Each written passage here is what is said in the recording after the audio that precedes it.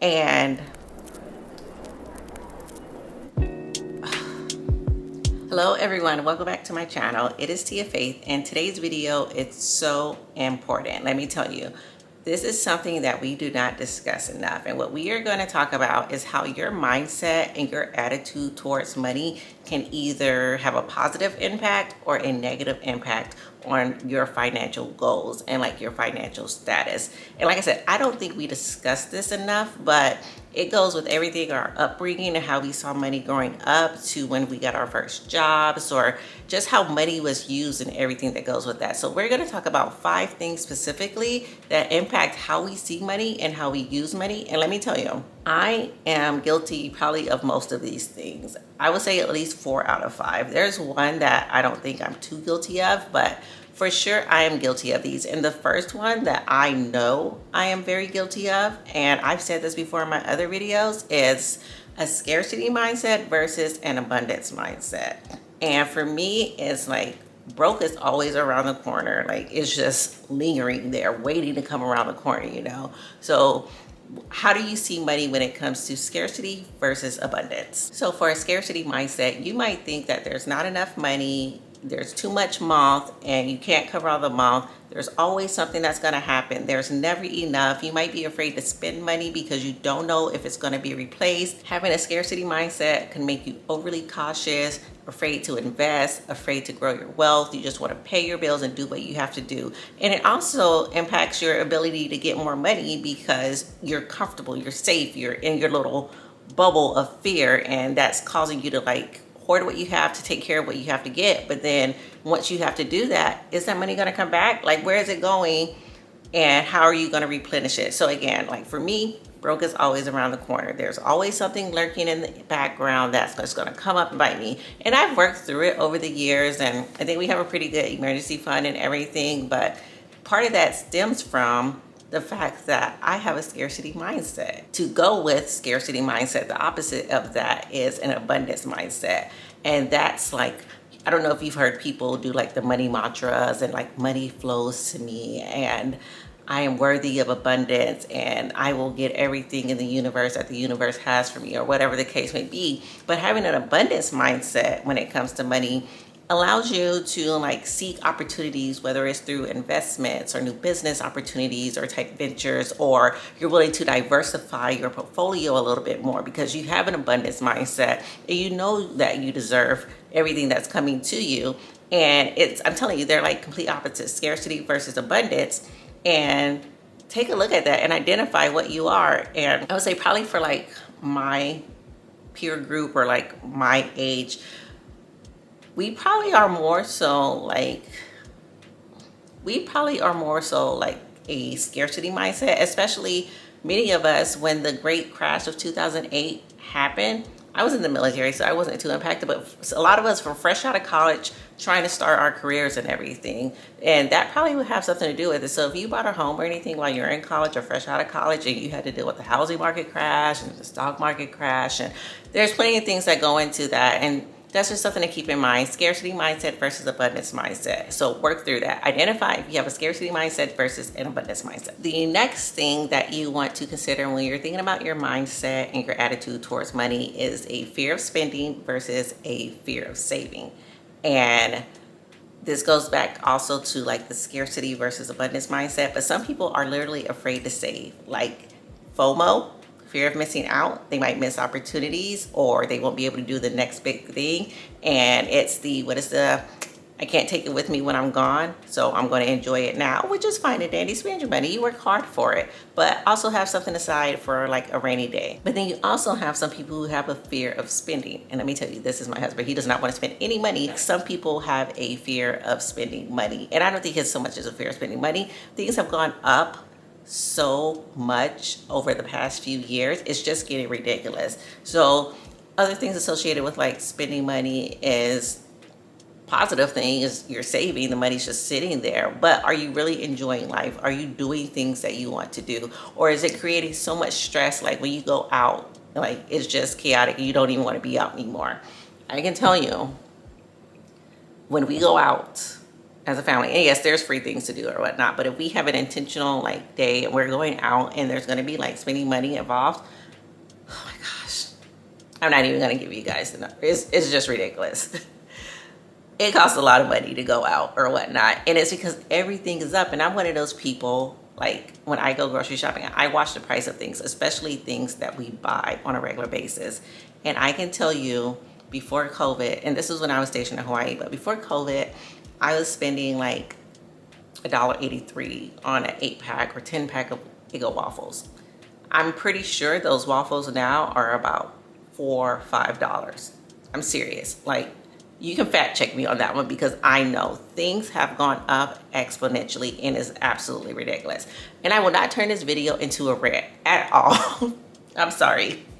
But all I'm trying to say is fear of spending money versus fear of saving money. If you have a fear of saving money, it's probably has something to do with like FOMO or missing out, and you think that like you need to be involved in everything that's going on. If you have a fear of spending money, it could be because, again, a scarcity mindset. You don't know where the next is coming from, or you're just frustrated with inflation and everything that's going on. And that leads me to my next point of value versus price.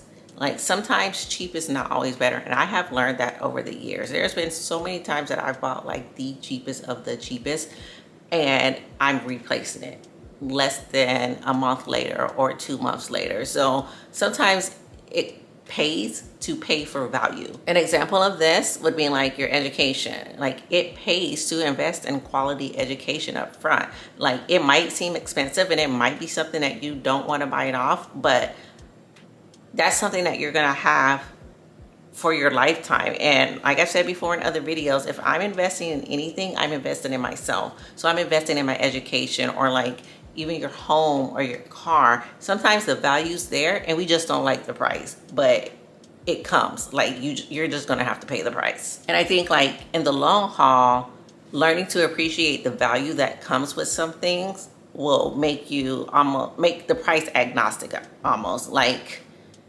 even when it comes to your investment portfolio or whatnot, and you want to look for like your good growth stock mutual funds, or if you're like a trader, or if you like invest in the market or whatever, you want good quality stocks. And usually they're going to cost a little bit more money than like your penny stocks or anything like that. Or you don't want to do the faddish like ETFs or things like that. Again, good quality growth stocks that have reputable companies in there, like your Microsofts or your Apples, your Nikes, things that have longevity and a good show. So again, value versus price.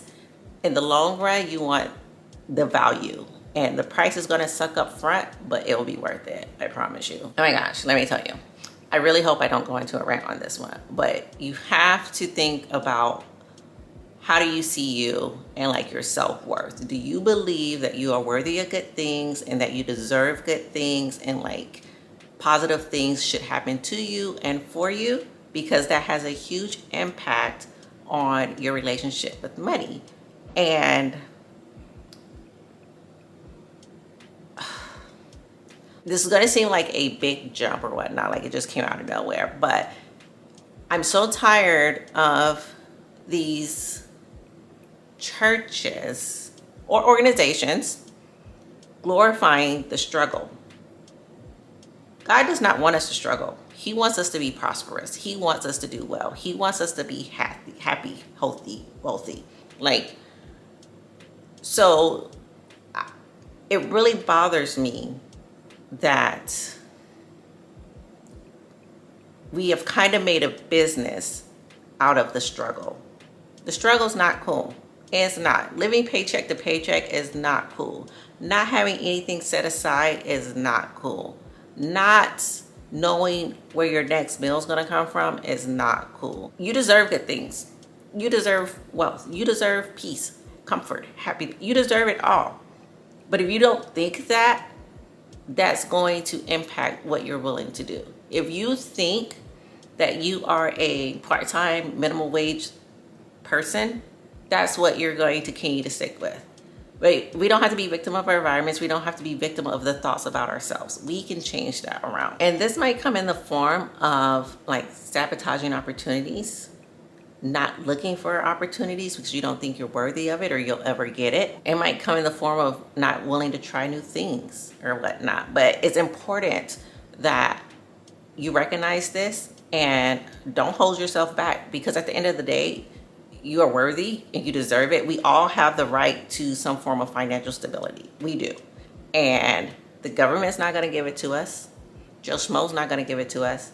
That's something we have to be able to identify that we want and need and we deserve, and start working towards it. The final thing that I want you to see or think about when it comes to like your attitude and your mindset towards money is money is a tool, not a goal. And one of the things that I did before is I saw it as a goal. So have this huge number or whatnot and just have it sitting there when I went towards the down payment of our house. But that's neither here nor there. But use it as a tool, because now with being debt free, except for our house, what we're bringing in with me being active duty, my husband being retired, goes towards, I don't want to say whatever we want, but we have more flexibility. So you see money as a tool. So if you don't have any debt, except for your mortgage or you're paying rent, or if you don't have any debt, right? And you have an income, or let's say you have a pension, or you're living off investments, or like whatever you use for your income.